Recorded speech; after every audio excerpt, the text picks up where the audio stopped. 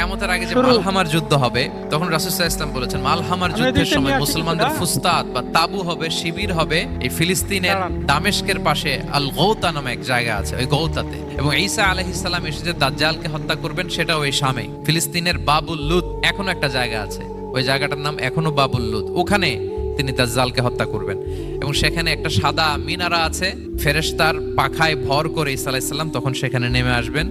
ওই ফিলিস্তিনের ওই শাম দেশের ওই মিনারার পাশে তিনি এসে পৃথিবীতে তিনি নুজুল করবেন, নুজুল ঈসা আলাইহিস সালাম। যেখানকার বেথলহামে ঈসা আলাইহিস সালাম, জেসাস ক্রাইস্ট তিনি জন্মগ্রহণ করেছেন, ঈসা আলাইহিস সালামের জন্মস্থান। তাহলে 3 জাইতুনের শপথের মাধ্যমে মূলত আল্লাহ তাআলা ঈসা আলাইহিস সালামের জন্মস্থানের শপথ করেছেন, কারণ সেখান থেকে ওহী বিচ্ছুরিত হয়েছে, ওনার কাছে ইনজিল নাজিল হয়েছিল। এবং এই শামের মর্যাদার ব্যাপারে অনেক কথা আল্লাহর হাবিব সাল্লাল্লাহু আলাইহি ওয়াসাল্লাম তিনি বলেছেন।